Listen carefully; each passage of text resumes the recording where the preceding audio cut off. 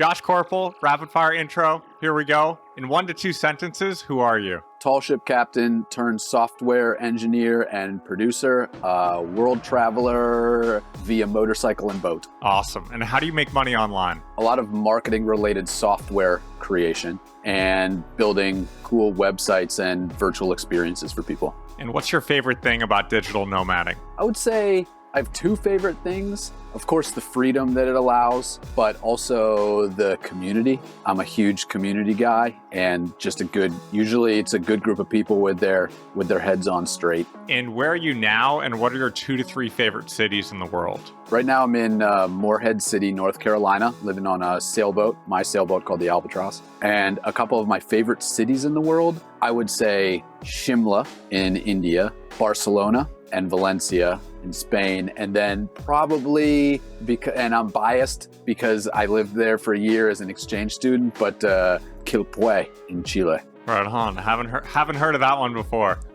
What is your best concise advice for aspiring digital nomads? That the work teaches you the work. It's honestly the only thing that you have to remember if you're trying anything new or difficult, that you take the pressure off. It's the actual doing of the thing that's going to teach you how to do the thing. You're not going to be able to just like read about it and think that it's going to execute perfectly. And what small change has made a big difference in your life? Yoga in the morning.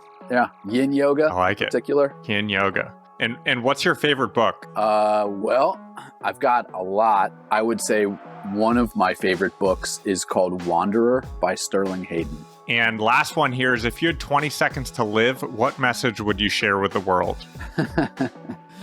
Oh man, I would just look up at the sky and scream, I think, for a full 20 seconds, like one of those outro movies. That'd be good outro. Cut. Well, it's good to have you on here. I want to dive into your digital nomad journey, but before we do that, I want to touch on one thing you said in this intro, which is work teaches you the work, which is really interesting. I agree, as far as I'm definitely anti-school in general and pro-learning by doing. I'd love to hear more about your philosophy around that statement. Well, I first heard it from a French sailor named Bernard Moitassier. He's like one of the most famous sailors who've lived. He was the guy that first set the record for sailing around the world solo nonstop. Wrote a whole bunch of books about it. Anyway, it's sort of a guiding principle. I've done a lot of really interesting, very eclectic things with my life, and I wouldn't say a lot of that has included schooling. I have a BA in Spanish, a master's in mechanical engineering, so I'm definitely not saying that that you shouldn't attend some kind of formalized schooling and learn a thing or two and then apply it in the real world. But I'm saying that most of the time, if not all of the time, there is no back of the book answer for all of the questions that you're going to end up having to solve and the problems that you're going to have to solve in real life. The way that there is, like when I took engineering class, physics, you're just like work out a problem and then check it, see if you were right. There's none of that in the real world. That's why I think the people that excel are the ones that do the work, adequately try and prepare themselves, but do the work, are self-aware enough to see what happened and how it worked in the real world, self-adjust. That's what really teaches you. Awesome. Well, I think that's an interesting segue, because I feel like your life is very much not a back of the book answer life. So maybe you could tell us a bit about your digital nomad journey, when and how it started, where you've been. Paint us a broad picture for anyone who has no idea who you are. I was an exchange student when I was 16. I lived for a year in Chile and learned how to speak Spanish. That kind of kicked off my love of travel. And then I went to school in Ohio, college in Ohio, lived over in Spain for a semester and traveled around. And it just kind of like, this whole idea of wanting to travel and be curious about the world and explore the world just grew stronger and stronger during those years. When I got out of school with a Spanish degree, everybody's like, all right, well, where are you going to go work at the UN, be a translator, or you're going to maybe do something totally different, maybe work in a bank or something? Nope. I signed a contract to basically volunteer on this 200-foot wooden sailing ship, an old square-rigged sailing ship in Erie, Pennsylvania, called the U.S. Brig Niagara. And it was the craziest experience of my life. It was absolutely everything that I wanted it to be and way more, because we're running around with knives on our hips and barefoot sleeping in hammocks, and there's like a wood stove. There's 40 volunteers. There's a crazy cook that carries around a machete, and we're sailing around. We're just sailing around the Great Lakes, stopping in various ports, kind of like recounting the Battle of 1813, which is why that ship existed in the first place. It's a historical sort of exhibit for the Erie Maritime Museum, but fully functional. I mean, they've sailed that thing out of the St. Lawrence Seaway and into the open ocean, and it works as a ship. But anyway, that summer kicked off the next 7-ish years of my life working on board those tall ships. And I worked my way all the way from a complete greenhorn, knew nothing about sailing. Within 3 years, I had gotten enough sea time and enough experience that I went for my captain's license for the Coast Guard, and then was the captain of a couple of these vessels. So that was like all of my 20s. Then you kind of like switch gears a little bit. I quit it all. I rode a motorcycle to Tibet from New Delhi in India. So I rode for 2 months in the Himalayas and kind of figured my life out. Came back, got a master's degree in mechanical engineering in Boston, and went to work for the entertainment industry, designed the craziest, most bleeding edge technology for the entertainment industry that exists today, all for customers like Disney and Cirque du Soleil and AC/DC and stuff. Developed my own mobile apps at the same time, so I was basically working like 2 separate jobs. This was all while I was in New York at the time. Then was able to move away from the engineering, do the software development full time, get into marketing and sales online. Bought this boat, Albatross, that I'm on right now, and have worked from like a remote position ever since, either on the boat or kind of traveling around with my, I have an old motorcycle named Genghis. Genghis. Cool. Conqueror of Wow. lands. Okay. One big thing that jumps out to me in your story, which I also resonate with, is, I mean, it seems like from college, people had expected paths, and you're like, nope, this feels right, I'm gonna go do this. I'm curious how you think about making big life decisions. Like how you think about, it sounds like you had that move where people thought you should go on this path, you went on a different path, and then you were on your, let's call it your ship path. And I think, as you said, you quit it all, you traveled, you sort of rediscovered what you wanted to do, and you came back. So yeah, I'd love to hear about your decision-making process for those decisions. I don't know if there is a process in retrospect. I would say that looking back on it, those big decisions, like the decision to join the ship, or the decision to leave and do the motorcycle trip, or the decision to like enroll myself in this engineering program and stuff, those were all things that I don't remember really weighing too heavily the pros and cons and being like, well, but I can't, the opportunity cost for this, whatever. I just knew I knew like deep down, that's what I wanted to do. And I just went for it. There wasn't even a question in my mind. And I think maybe that's I guess to answer your question, I relied a lot on my instinct and what I truly felt was right, regardless of circumstance. That's how I did it. Yeah. Interesting. Yeah, I mean, I think that makes sense. It's something I've thought a lot about, because I feel like a lot of people sort of drown out their gut and their instinct, and they instead of listening, let's call it, to their own inner voice, they listen to the voices around them and to society and to other people. And so they end up instead of building a custom designed life, they end up living a life that's what's expected from the masses and from their peers. And it's interesting hearing you talk about that process and taking a bunch of these big leaps. Yeah, exactly. I mean, you from experience in the things that you've done. And I think it's even more prevalent now with the advent of being online and what will soon be the metaverse. I mean, the bandwidth of data that a person is subject to on a daily basis, almost all of it is probably going to deter you from the thing that you want to do the most. I mean, there's so many differing opinions. Hey, well, should you really go to Israel and live in Tel Aviv for a while? Or should you really do this, this other perceived as dangerous? And to be honest, I guess the older that you get and the more experience that you get under your belt, you start to say to yourself, you only listen to people that have actually done the thing that you want to do. Those are the only really opinions that matter. And everything else you push aside respectfully. If you really want it, you go for it. And it served me pretty well so far, and you too, I'm sure. Yeah.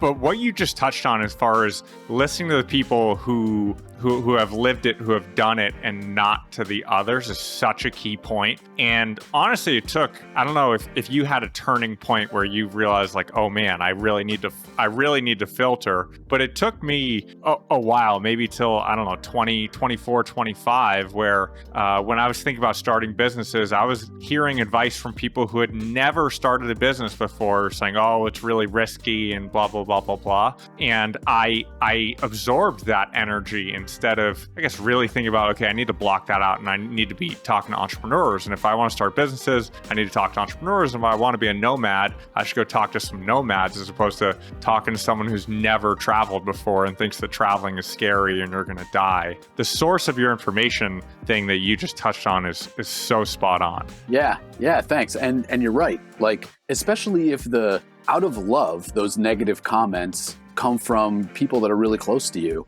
family and friends, people that you trust otherwise, it's really tough to take like one piece of advice and not another from them and have the like wherewithal to filter that out. That's a tough thing. That definitely resonates. Well, I wanna shift a little bit and hear about, with your travels, and right now you're living on a ship by yourself. How do you deal with, I guess, how do you think about solo travel and loneliness and kind of building a tribe wherever you go? Living alone, that's a permanent part of the day. And on one hand, it's great because you're just like, I don't have to answer to anybody. I can do whatever I want. I could walk around the ship naked if I wanted to. But the other flip side of that is very much like at the end of, did you see that movie Into the Wild, or read the book, the Krakauer book, Into the Wild? I have. I'm embarrassed to say I haven't. I need to. Okay, so I won't ruin it for you. But basically, one of the biggest realizations that this kid named Chris McCandless, who's like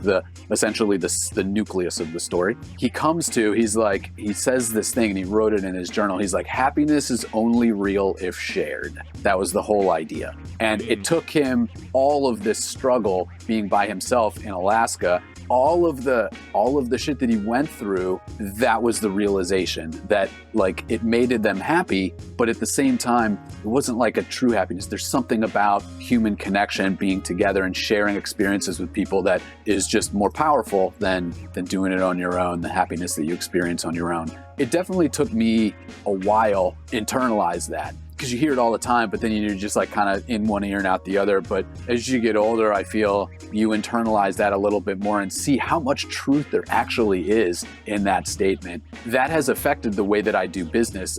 A lot of my pursuits now are community-based, whereas before, like after I got out of the tall ships and then did the engineering thing and was doing my own thing, it was solo Josh, and I prided myself on the fact that I didn't need anybody. Like, fuck everybody else. I can handle this, I can handle that, I can handle that. And it ended up kind of being an ego play in retrospect. But like maybe a necessary one, because I developed a whole bunch of incredible skills. I know what it's like to work in the trenches in all of these different areas for a while and to make them work. And now I feel like that makes me a little bit better of a leader when I'm asking other people to do that with me. Yeah, and I deeply resonate with that, because I feel like in the beginning of my nomad journey, I really latched on to the freedom of not having to have meetings, not having to work with coworkers I don't want to work with. And I just took on the mentality of basically doing everything myself and delegating a little bit, taking on really the bulk of the work and being the core piece in all my businesses. And I think similar to you right now, like I'm really shifting of trying to be, instead of a solopreneur, trying to be really more of a project manager and a CEO, which has been an interesting challenge, as I'm sure it has been for you. I'd love to hear about that transition and how you're thinking about it, how it's going. Like, give me a rundown on the process. Okay, so here, let me ask you something about that. Sure. How do you handle the internal screaming? And by that I mean, like when you have experience in creating something or doing something in a way that you have had success with, and then you ask somebody else to do it, and they're either not doing it to the bar that you have kind of raised for yourself, or they're not as like into it as you would have been. Internally, I don't know if you're anything like me, I'm just like, oh my God, I'm like screaming to the sky, like at the end. And I think being able to handle that is the mark of a and channel that energy into something more productive is the mark of a really good leader. Interesting. That's a good question. I think for me, and this is part of why I don't know if this is a wrong answer. I'm curious to get your feedback on it. But I think a few years ago, it was like if someone couldn't do something at 100% or more of how I could do it, then I'm like, I can't do it. Like I have to do it. And now I've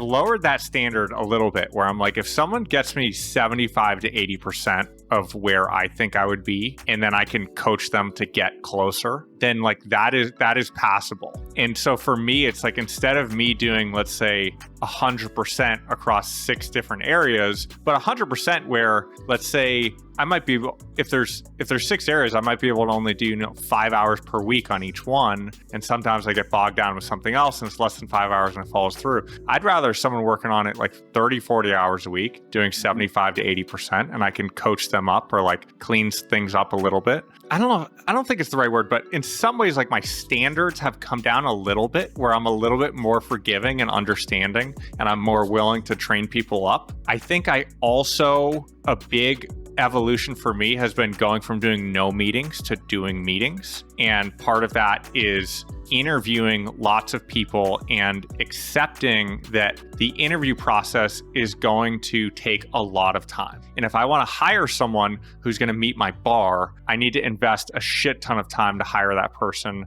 And it may be painful because I may hire someone who may not work out. And I just need to like own that process. And that is what it is. And in order for me to get the outcome I want and to get to the next level, like I have to embrace the shitty grind of the hiring process. It's those in combination of lowering the standards a little bit, spending a ton of time on hiring. Do you ever worry that like by extending, because this was the first thing that I thought of when you said the hiring thing. Do you ever worry that by setting such standards in your hiring process that you might go through the entire thing, which may take months, and you kind of like price everybody out in a way? Like no one can end up making it there. Does that ever cross your mind? That hasn't been an issue, because I mean, it would be an issue if I had like an open role that I could never fill. I do have certain like business partners that I'm looking for opportunistically, but it's pretty passive and I'm not like investing and outreaching. But for roles where I'm looking for specific people, I think part of it as well is through the process, I get calibrated on kind of what to expect, like what can I expect from a quality level. But most roles that I'm hiring for, and I think this is part of the time part, is like, I wanted to hire a really badass like content and SEO person, which is an area that's a pretty solid strength for me. So the bar is pretty high because it's a strength for me. And so I need to find someone good. And I'm looking for someone like overseas, somewhat cost effective. And I mean, I probably spent in that hiring process, a lot of it was sourcing and outreaching to people. I probably spent 50 hours like looking through profiles and outreaching to people. So for me, I think I can control the input of spending a ton of time sourcing. And if it's important, pour in a huge amount of time like looking through profiles, reaching out with really personalized messages of why I think that person's great. And I mean, even for that role, I hired one person and I looked through 800 profiles and there were maybe like 4 people that I thought were in the ballpark. And luckily one of them was really excited and it worked out. But yeah, I think the answer is I can meet the bar by investing the time in sourcing. If I weren't sourcing, I would have to lower the bar. Because you're just shrinking the pool of potential candidates. Well, yeah. I mean, I do a lot of hiring on Upwork and on onlinejobs.ph, which is like online jobs for people in the Philippines. I know the guy, John Jonas, was on my podcast last. We talked all about onlinejobs.ph. Awesome. Yeah. his content about hiring is great, by the way. Yeah. Like I'm a fan. But on those, I feel like you put up a job posting, you might get somewhere in the range of 15 to 50 applicants per job on each one, which is a solid number of people. But when you outreach, you're just tapping into like an unlimited pool, especially when you get into customized searches. And I'm definitely pro outreach for if you're trying to meet the high bar, you got to put in the time. Well, so I feel like because you've had all this experience with doing it yourself and then seeing that the standards needed to be relaxed a little bit and investing all of that energy that you had, which was previously invested in creating something, now you're essentially working with people. I totally can vibe with that. I can totally resonate with what you just said because I see the exact same thing. And it was interesting. Somebody once told me a quote that I never forgot. They're like, the guy or girl or whoever that's doing the thing, if you're a specialist in something, you learn how to use the tools of the trade, like graphic designing, like Procreate and digital paintbrush and stuff like that, or copywriting, etc. But when you get to a level where you're starting to hire people and you're starting to be a better manager of things, gonna like go a little bit more broad, the people end up becoming the tools, and it's a completely different skill set. Then you have to master them the same way that you mastered the tools at the beginning, and it ends up being such a different soft set of skills that's way more emotion based. Just requires a different part of yourself, like tapping into a different part of yourself. So I feel like for people like us, it's a great challenge. Yeah, well, I think part of the challenge for me in shifting to the managing side away from the doing side has been, I feel like I'm just so like process and kind of results driven as opposed to just hopping on calls and shooting the shit. And so I've had to figure out like, what's the best way for me to work with people? And actually, John Jonas, who you mentioned, had one great thing that's been really transformational for me, which is asking everyone you work with at the end of each day to send answers to 3 questions to you. The first one is, what did you like work on or accomplish today? The second one is, are there any problems you ran into? And the third one is, like, is there anything you need from me? And I've realized through that, because I meet with everyone on my team once per week, but through that simple questionnaire at the end of each day, every day I have insight into what everyone is doing, and it surfaces any problems or anything they need from me or ideas. Like it creates very open communication. And it's been, because with remote work, as you know, like it can be a black hole when you're working with people where you get, especially if people don't communicate that well, you might not get frequent updates. You have no idea what's going on. I totally agree. And I actually heard him talk about that. I think we might have actually talked about that a little bit in the interview. And the reason that hits home for me is when you asked me like how I made money, one of the software products that I created was this accountability, and it helped like really big influencers keep that open communication with every one of their followers or fan base or whatever. And it adapted. It was essentially like a communication tool via email, and how well you're moving through the program or the course that you took from this person that has like hundreds of thousands of people that they have to kind of keep track of. One of the most effective things that I found in creating this was that questionnaire at the end. It basically like asked them, what did they do today? What did they accomplish? If they didn't accomplish what they thought, what they ran into. And then I tacked on, what's the one thing that you'll do tomorrow? And in the next morning, that one thing was recounted to them so that they could wake up and not have to hesitate and try and figure it out. They just knew what it was, and they could tackle it knowing that if it was accomplished, day was a success. And it ended up working really well. I can totally vibe with it. I'm curious to hear, and this is particularly, I guess, important or relevant to anyone who's trying to transition from something, let's say, non-internet based to an internet based career. Like, how did you make that leap from you're working on ships, you become captains of ships, and then now you're building SaaS products and doing all digital remote stuff, like that transition? The transition for me, when I really, really started it, after a couple of mobile apps where this was like 2013, so I thought it was relatively young in the mobile app world, but at the same time, you would make these things and without any kind of meaningful sales and marketing strategy, like no one was ever going to find it. You learn that the hard way. I definitely did. And that prompted me to start really looking hard into, well, what are people doing? Like, how are people behaving online? Because the money follows the attention, and everybody's attention is online. I started with webinars, mainly because I wanted to take a skill set of mine, because I was still like a little bit engineering brain-wise, really into that world. And I thought to myself, what is something that I can see that people online are having problems with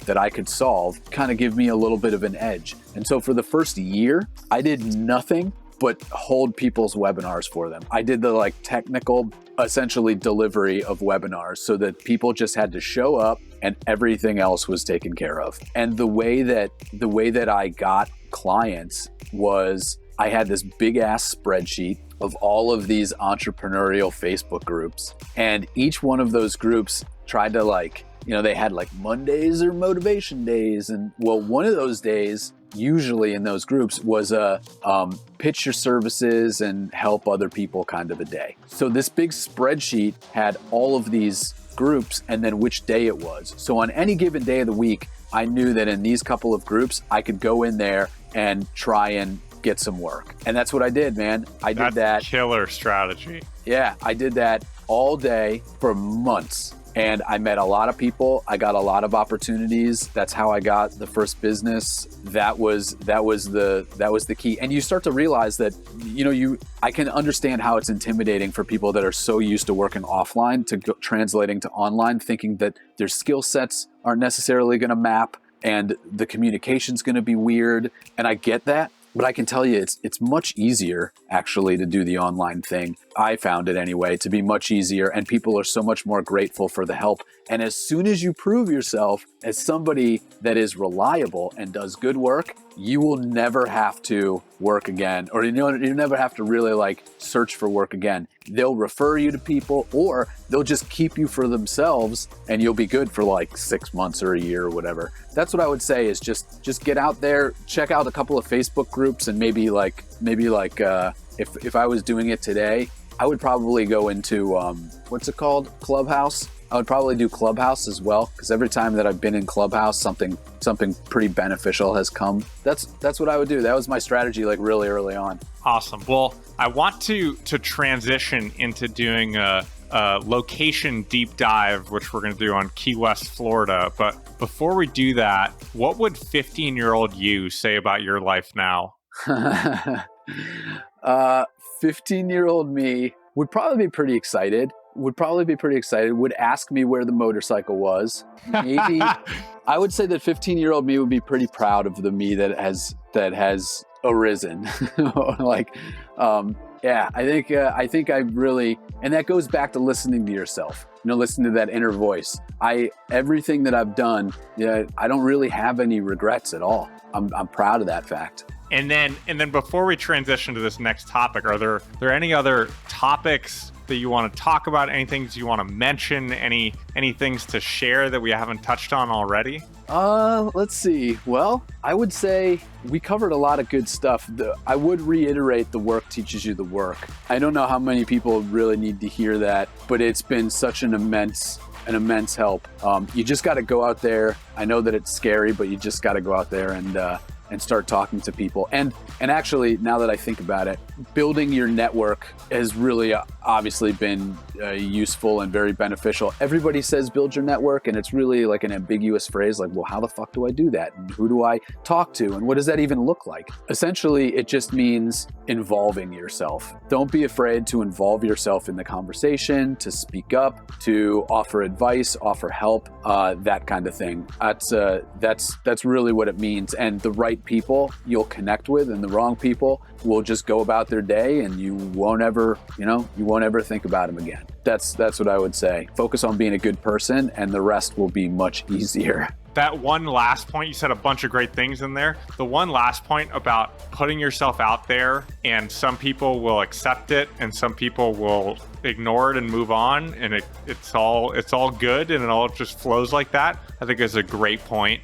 And it's been a big, I don't know, it's not a learning, but it's been a big mindset shift for me of like accepting that getting rejected in dating, in business, and whatever it is part of life, and that's how you meet the great people. Yeah, those people, like those ones that rejected you, they sort of make space for the better people that will inevitably show up. And I totally agree, man. Because everybody wants to be liked. You know, we're all sort of people pleasers in our own way, somewhere in the line, like down the line. And being online and being rejected online, it can be a scary thing. But I promise that it'll get so much easier. Let's talk about Key West, Florida for digital nomads. Give me your general thoughts and broad pros and cons for anyone who's thinking about going there. So for context, I lived in Key West as a ship captain I worked in Key West on boats for a number of years, but then I was the captain of a boat down there for a little over a year, and then went back and actually spent the entire pandemic in Key West when the whole lockdown thing happened. So collectively, I've spent a number of years down there. What I was shocked to find when I went down there is how little the digital nomad idea has reached Key West. And that's why I would say it's such a great place. One, the community is just there. I mean, it really is like living in a Caribbean island, but in the States. But two, you're not inundated with all of these travelers that are just passing through, and you can really start to get to know people. There's so much opportunity. I used to work, I would set up a hammock and I would string it up. I would get to the Fort Zachary Taylor, this national park, it's a beach right on the southern coast. I would string a hammock up at like 9 a.m., like right when they opened up. And I would be sitting right on the beach, and I had a hot spot, and I would just sit there and work for a couple of hours right there on the water. It was the best. It was absolutely the best. So there's a ton of really good opportunity down there, and not too many people know about it because they're all focused on getting jobs in a restaurant, being a bartender, getting jobs on boats, some type of maritime job. That's what they're focused on. They're not focused on the digital nomad thing. So you can crush when you're down there. I heard a lot of pros, which is great. What are some cons that people should know about Key West? Cons. Okay. It can be expensive. It's certainly some of the most expensive real estate in the States for sure. But yeah, so a con would be if you're just starting out and you don't have any income at all, I would not recommend it, because that place will probably just eat you alive. And you'll blow it all at Sloppy Joe's bar or something like that, and then you'll end up having to get a boat job and, or something, So really, like, that's a con, is that it can be kind of expensive. I guess another con would be that maybe you're into being in a more transitory place, some place that is a hub like New York City or Boston or LA or whatever, where people are just passing in and out all of the time. Key West is one of those spots where if you're there, like, you made effort to get there, because it's all the way at the end of the chain of islands of the Florida Keys. Those people, you either get like two kinds of people there. Either people that are just vacationing and just want to escape something. People that have just almost like the country, the upper 48 has like shaken them down, and they've just made their way all the way down to the Keys until they couldn't go any farther. And then they're just like, well, fuck it. This is where I am. I guess I'm living here now. And they've just made a life there. So it's a really eclectic, very unique group of people, and I love it. Sounds like it. Well, I spent a lot of time in Key Largo, which is only a few hours north of Key West. I definitely need to get myself down there more often. On the Wi-Fi side, what would you say about the Wi-Fi as far as both speed and stability? Are there like outages? Is it reliable? It's pretty reliable. It's like, of course, way more reliable than, say, Mexico, like a lot of places in Mexico or India or whatever. Very fast. And there was only like a few times where it just went out. There was a huge storm or something like that where it just completely went out. Other than that, I very rarely had any problems at all. The place that I was staying, my friend's house, it was like kind of renting a room from him. He just had regular, I think it was Verizon, it was close to 100 uploads, or 100 downloads and maybe like around 50 upload. And cost of living, apartments, food, how much should people expect to pay there? Let's talk about if you find an apartment, and let's say that you find the smallest, like little hole in the wall place in Key West. I think that you can expect to pay $1,000 or more a month, unless you really, really luck out, but it's few and far between. And the best times to go to find a place would be in the summer when everybody leaves because it's just so goddamn hot. The worst times to find a place would be like December through April because everybody's down there and you won't find anything available. So about $1,000 for a place to stay. There's grocery stores, there's like Publix and things like that. So you can, if you're a cook, you can buy food in bulk. You really won't have a problem. I think the biggest expense, honestly, will be your nightlife. If you're a partier, there's always an excuse to go out and do something on Duval Street or somewhere. So that might eat up a little bit of your budget. But yeah, like between that, transportation, it's not necessary to have a car. People get around just fine, either bicycle. A lot of people are starting to have one wheels, if you're familiar with the one wheel. So a lot of them, because Key West is pretty much all flat, so it just makes it really easy to get around. Having a car there is just a pain in the butt. Having to parking's really, van lifers go down there all the time. And they just they end up having to turn around and go back because there's no place to park. There's no place that they can really go. I had a motorcycle and or scooter, like a motorized scooter. That's the way to go, in my opinion, because you can always find parking. It's super easy to get through traffic and the weather's usually pretty nice. So you're not getting rained on all the time. Like it's definitely my like preferred mode of travel. And so you said you like the nightlife there. It's popping. It's happening on Duval Street a lot of nights out of the week from the sounds of it.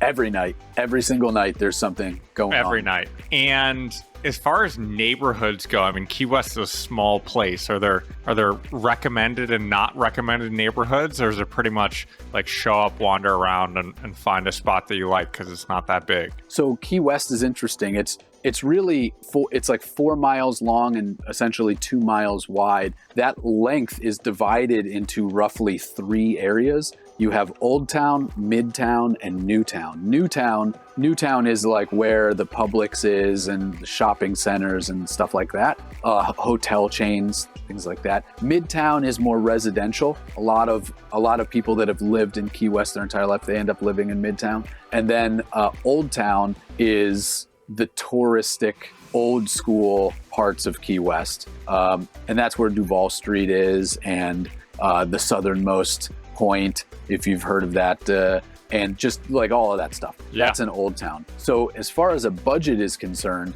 living in Old Town's the most expensive, hands down. But there's really no place to seriously avoid. The only time I've ever heard of people having problems is when they go down there and they don't have a place to stay. And so the option is this little island off of Key West called Christmas Tree Island. It's completely overgrown. It's like a rough crowd a little bit because all of these like vagabond, like seriously, like I don't even know what you would call them, but like there's some rough kind of shady shit that can go on that island. That's the only real part that I would just keep your head on a swivel. But other than that, it's pretty great.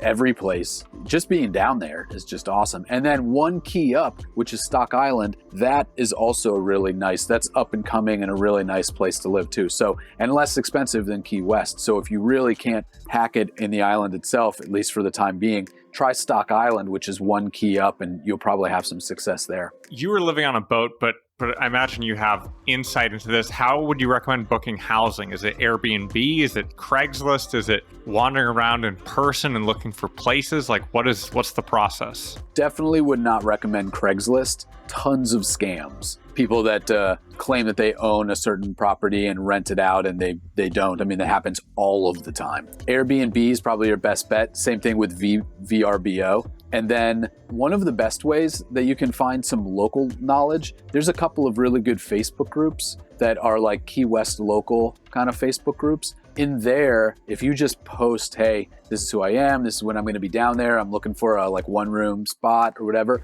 chances are you're going to get put into the right direction. Somebody will point you in the right direction that way. Well, anything else you want to add on the Key West front? You've already sang the praises, and I feel like you've painted a good picture here, but anything to add? I would say I would be really interested if people out there, because I thought about doing this myself and I just don't have the bandwidth. But if I was starting out again, I would look for maybe some opportunities to open up some type of co-working space down there, because it's just ripe for it. There's a lot of, like, the infrastructure is good, the internet is good, people are down there. If they come down there, they're down there for a while. So you can, from a monetization standpoint, you'd have a much more higher probability of selling memberships that would last a while instead of just like 1 or 2 day passes. And I think that it would be a really interesting place to open up a co-working space. I certainly would have worked there had it existed. Right on. Well, I appreciate your time and all your thoughts here. Last thing would be any social media handles or any sites that you want to plug for anyone who wants to learn more about you and maybe get in touch with you? Yeah, sure. It's just joshkoerpel.com. So just go there. It's my personal site. There's contact information and all of the social media channels and stuff. But if you want to reach out, if you have any questions, anything like that, just hit me up on that site. I'll get back to you. I read everything and make it super easy. Awesome. And I'll put a link in the description, but it's Koerpel, which is Koerpel, and Josh, which is Josh. Yep. Well, Josh, appreciate you. This has been fun. Thanks for being on here. Yeah, appreciate it, man. This has been great. Thank you so much.